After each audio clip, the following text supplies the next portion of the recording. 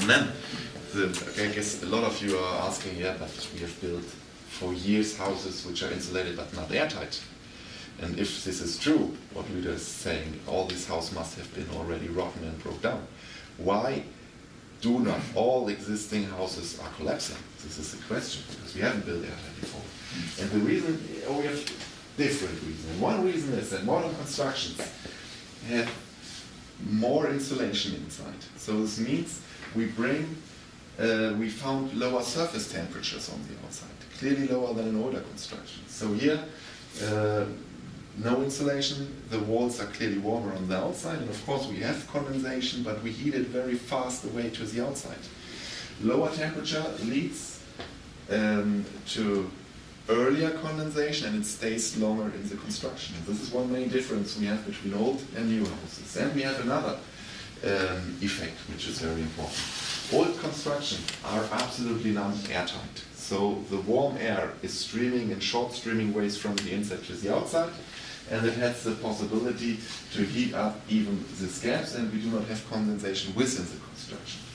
Modern construction, we know airtightness, wind tightness, we create, if we are not building completely airtight, longer streaming waves. And if we have the streaming waves, the air has the time to cool down and to condensate. And both lower surface temperature and longer streaming waves leads to the fact that modern construction must be planned and realized more carefully than the old existing ones. Good, and this is how it can look on the building side. So this was a house, a massive house where they built up a new roof. And the attic was not used for living purposes, it was just used for storage. They put OSB boards on the insulation. And after the winter time, they smelled it was really moldy. It smelled moldy there. And then they opened the OSB board and they found out, okay, in some areas, not everywhere, the insulation was humid on the outside and you already found mold growth on the surface. And even on the OSB boards from beneath, we have humidity and mold growth we found there. The reason was very stupid but very simple. They had this existing inner wall and they connected the airtightness membrane from both sides correctly to the plaster, so the connection must be airtight. But the stone itself has here these holes, and through these holes and then opening for cables, the warm air streams in the wall, goes up and could reach the insulation layer at this point. And then we had above this wall a meeting point between two insulation panels which was not closed. We had a gap of 1 centimeter. So the warm air can stream up to the OSB board. And then the cavity was not filled with insulation. The insulation lies a little bit like this, and we had a standing non-ventilated air cavity. So the warm air streams up in this cavity, could expand, meets there at the OSB board, and the exterior of the insulation low temperature condensates, and by this, we found as a consequence this mold growth. Well, this construction is a nice one. It's a green roof. And by inspecting the roof, they walked over the surface, they found out, it's not very stable, the surface, so they decided to open it, to look inside, and they could very easily look inside because the OSB board was completely welded open. They could destroy it by hands. The reason was airtightness has been realized very good from the carpenter, but later the electrician arrives and he makes his cuttings and the openings for his cable. He does not know that he has to seal it airtight, and by this we had this airstream in the construction and the condensation on the OSB board.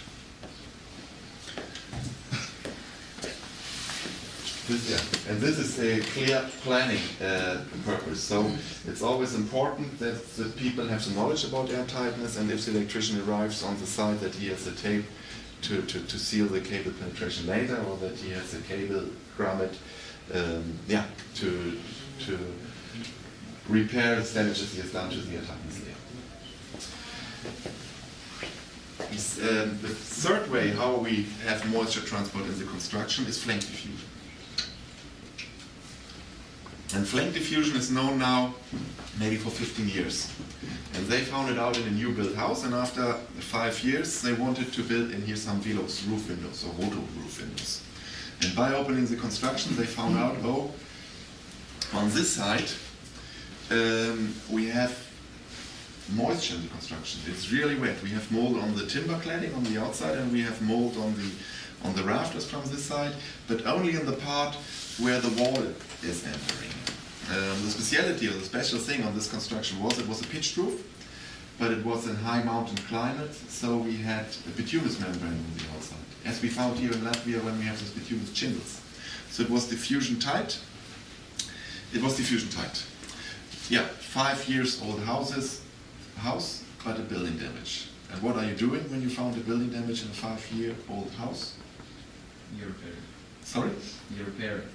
You repair it, of course, but the first idea is who is responsible for it? Who has to pay it? It's the same, because 5 years, that's a new house, you have still in the warranty time, somebody must be responsible and he has to pay it. And so they hired a building expert, and the building expert says, okay, on the outside it's diffusion tight, this is a critical construction, is the planning has the planning performed right? And so we made a one-dimensional calculation: gypsum board, insulation layer, PE membrane, insulation, timber cladding, bituminous membranes, and then we calculated how much moisture is transported in wintertime in. It was maybe 10 grams. How much can dry out in summertime? It was maybe 18 grams, so we have an 8 gram per square meter security, so the planning must be correct. Second idea, the installation has not been performed airtight. So maybe these openings, this connection between the membrane and the wall is not good, not airtight, but they made a research and the construction was airtight. So the carpenter was not responsible for building damage.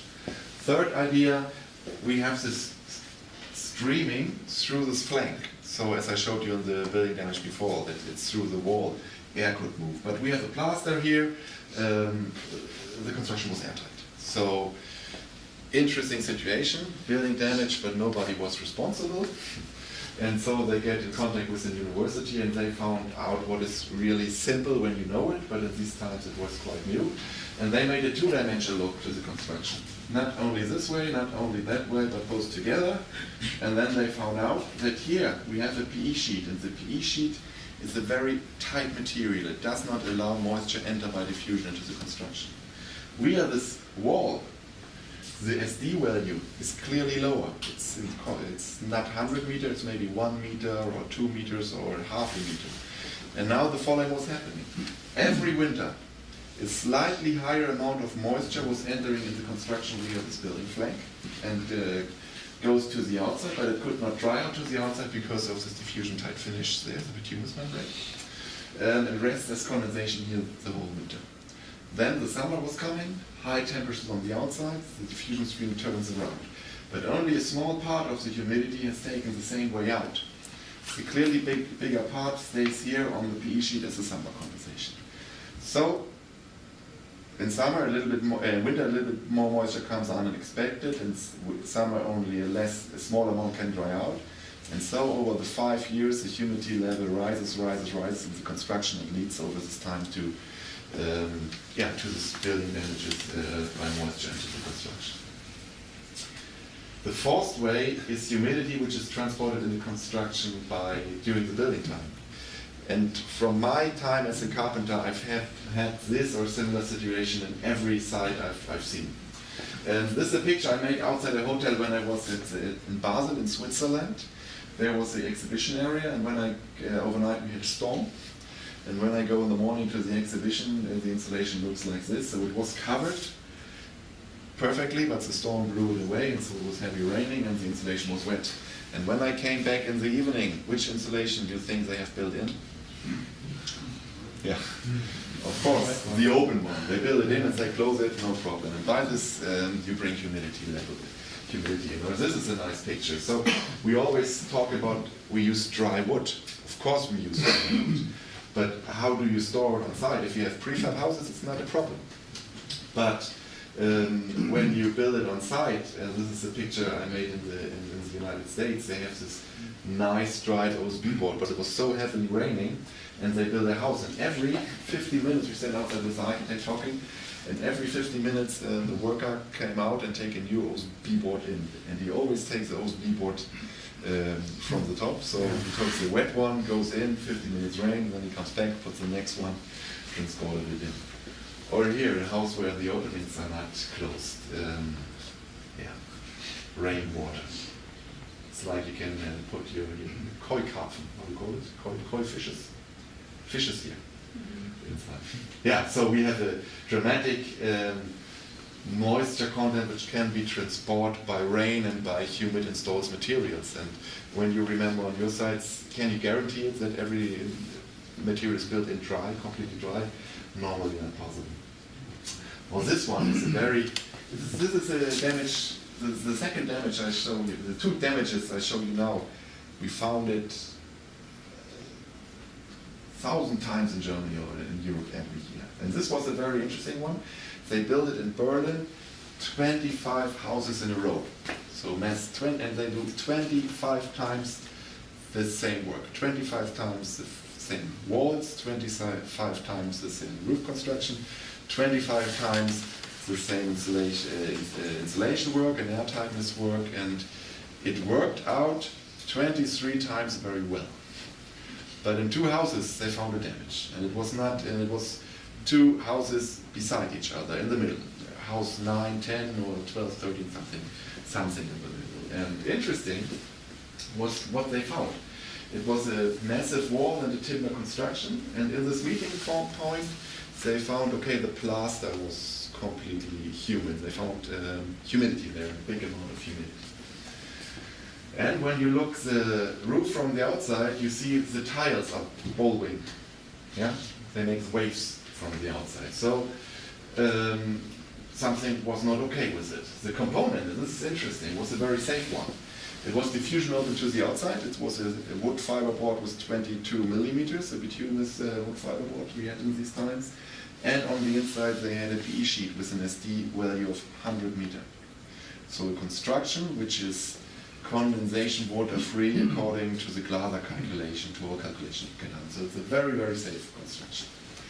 But they found this moisture and they found this waving tiles.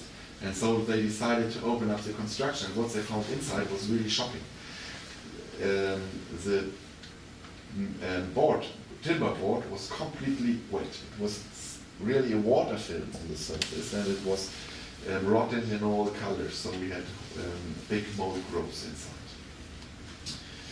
inside. First idea, the same, who's responsible for it, they wanted to find if the airtightness is not correctly done. But because we have here this humidity, so they wanted to see if this connection of the airtightness membrane to the massive wall has been realized correctly. They opened it, researched it, and found, yeah, this work was good. And then they found this building damages not in winter, but they found it in September, October. So not in the summer, but in the beginning of autumn. So convection could not lead to this big problem. So yeah, the airtightness membrane was perfectly placed. And then they are thinking, why could this humidity not dry out to the outside? And because we have on the outside the open material, SD value very low, like the subroof membrane, so we must expect a drying to the outside. But the construction was so wet that we had a standing water film, and the standing water film is not, it's a diffusion barrier. Due by this water film, this moisture could not dry out to the outside. But how could this moisture come in?